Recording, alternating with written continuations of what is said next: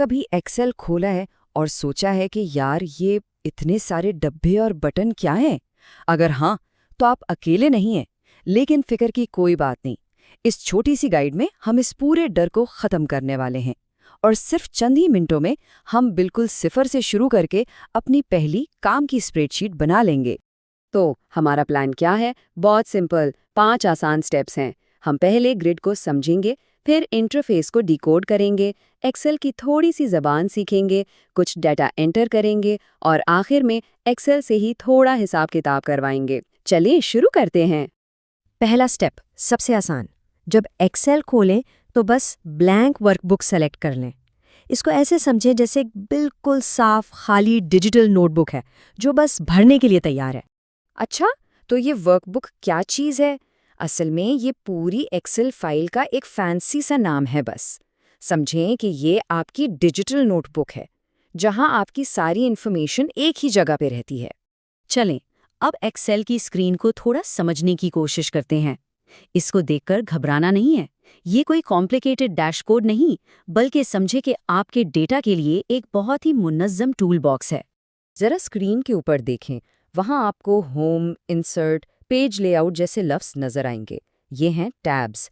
हर tab पे click करना बिल्कुल ऐसे है जैसे आप किसी स्टोर की नई गली में घुस गए हों, जहां बिल्कुल नई किस्म के टूल्स रखे हुए हैं। और जब आप किसी टैब पे क्लिक करते हैं ना, तो नीचे जो एक बड़ी सी पट्टी खुलती है, इसको कहते हैं रिबन। सारा काम इसी रिबन में होता है। इस टैब के सारे टूल्स आपको यहीं मिलेंगे। अब रिबन के अंदर भी चीज़ें मुनज़्ज़म की हुई हैं। टूल्स को ग्रुप्स में रखा गया है, जैसे फॉन्ट ग्रुप या अलाइनमेंट ग्रुप। इसको बिल्कुल ऐसे समझें जैसे आपके टूल बॉक्स में अलग अलग दराज हैं जहां मिलती जुलती चीज़ें एक साथ रखी हैं ताकि आसानी से मिल जाएं। ठीक है, तो अब हमें थोड़ा बहुत अंदाज़ा हो गया है कि कौन सी चीज़ कहाँ है। अब वक्त है एक्सेल की ज़ुबान सीखने का। और ये ज़ुबान सिर्फ 3 बुनियादी लफ्ज़ों से बनी है: कॉलम्स, रोज़ और सेल्स। कॉलम्स ये ऊपर से नीचे जाते हैं, यानी वर्टिकली, और इनकी पहचान होती है हुरूफ से, जैसे ए, बी, सी। समझें ये स्प्रेडशीट के सुतून हैं। फिर आती हैं रोज़। ये दाएं से बाएं जाती हैं, यानी हॉरिजॉन्टली, और इनकी पहचान नंबरों से होती है, 1, 2, 3। ये ग्रिड में कतारें बनाती हैं, और जहां एक कॉलम और एक रो आपस में मिलते हैं, वहां बनता है एक सेल। ये छोटा सा डब्बा। हर सेल का अपना एक यूनिक एड्रेस होता है, जैसे A1 का मतलब है कॉलम A और रो 1। यही एक्सेल का बुनियादी बिल्डिंग ब्लॉक है। तो वर्कबुक और वर्कशीट में क्या फ़र्क है? याद है हमने नोटबुक की मिसाल ली थी? बस वर्कबुक पूरी की पूरी डिजिटल नोटबुक है, यानी फाइल, जबकि वर्कशीट उस नोटबुक के अंदर का एक सफ़ा या शीट है। चलें, थियरी बहुत हो गई, अब कुछ प्रैक्टिकल काम करते हैं। वक्त आ गया है कि हम अपनी पहली टेबल बनाएं।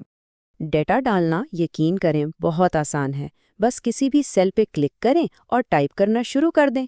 जब लिख लें तो नीचे जाने के लिए एंटर दबाएं या अगले सेल में दाएं तरफ जाने के लिए टैब। और अगर कोई गलती हो जाए, कोई मसला ही नहीं, उस सेल पे डबल क्लिक करें और आराम से ठीक कर लें। जब आप पहली दफ़ा डेटा डालते हैं तो वो कुछ ऐसा दिखता है। देखें, इन्फॉर्मेशन तो है, लेकिन पढ़ने में थोड़ी मुश्किल हो रही है ना? ये हमारा स्टार्टिंग पॉइंट है। चलें, अब इसको थोड़ा सा साफ सुथरा बनाते हैं।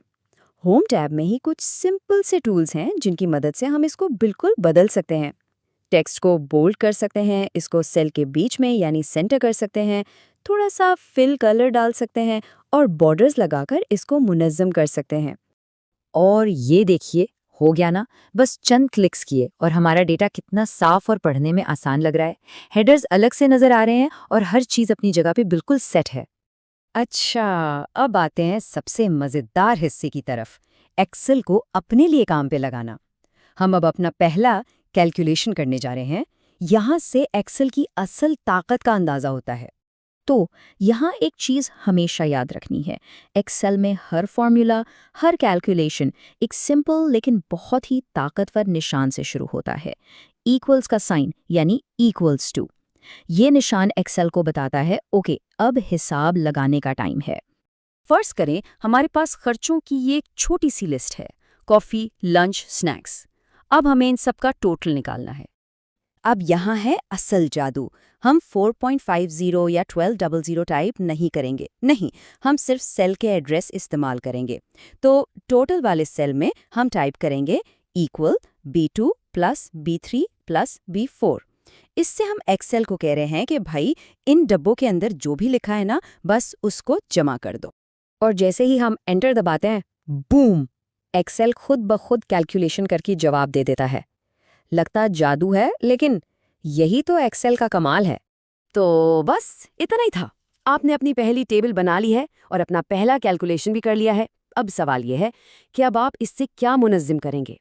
अपना बजट, कोई प्रोजेक्ट प्लान